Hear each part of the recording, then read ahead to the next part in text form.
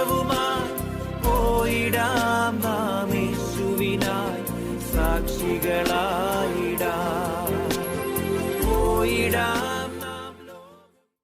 Reading from the book of Genesis, chapter 21. Birth of Isaac. The Lord took note of Sarah as he had said he would. He did for her as he had promised. Sarah became pregnant and bore Abraham a son in his old age.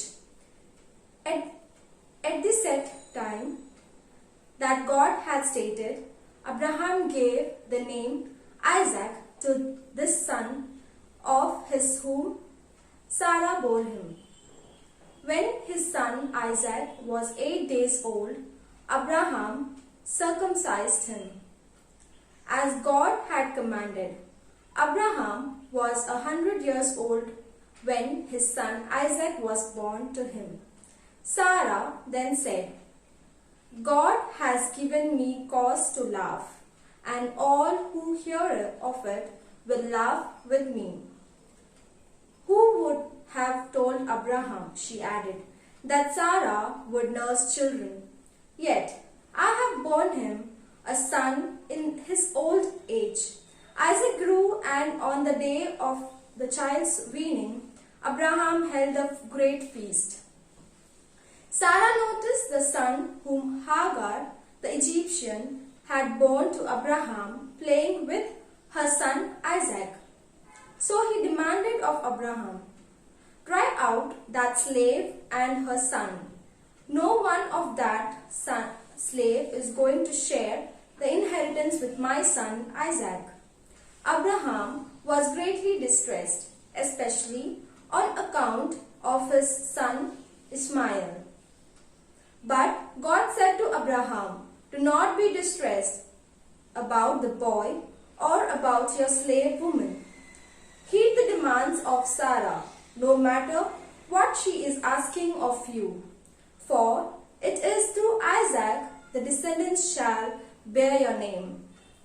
As for the son of the slave woman, I will make a great nation of him also, since he too is your offspring."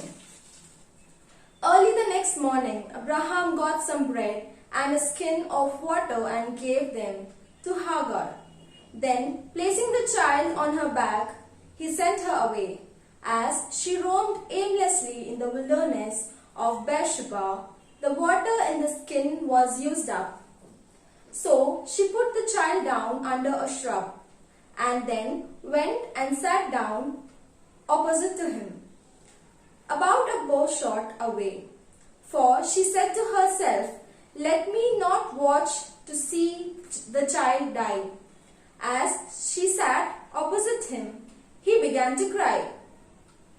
God heard the boy's cry, and God's messenger called to Hagar from heaven, "What is the matter, Hagar? Do not be afraid.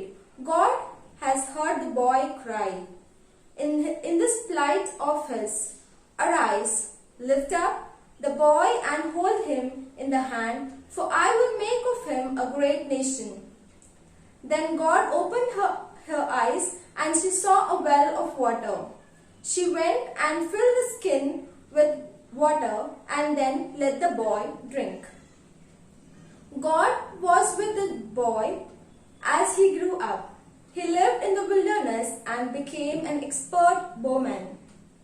With his home in the wilderness of Paran, his mother got a wife for him from the land of Egypt.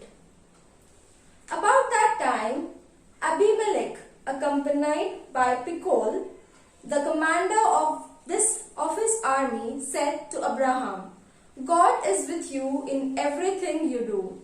Therefore, swear to me by God at this place, that you will not deal falsely with me or with my progeny and posterity, but will act as loyally toward me and the land in which you stay as I have acted towards you."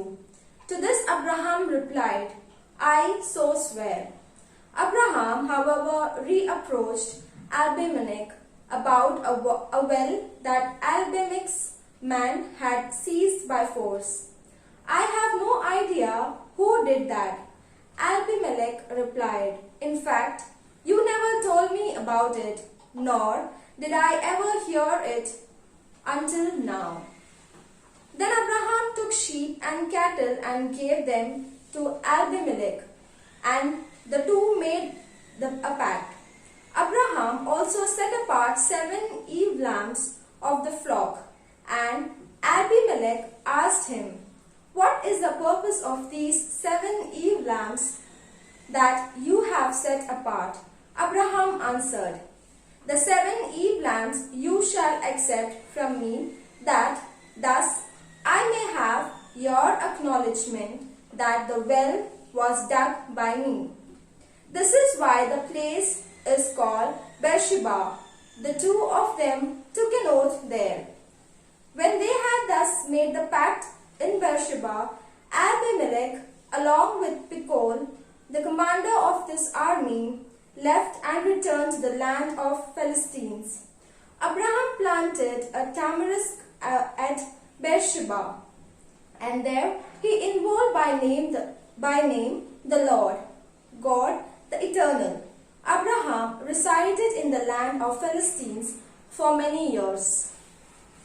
The word of the Lord.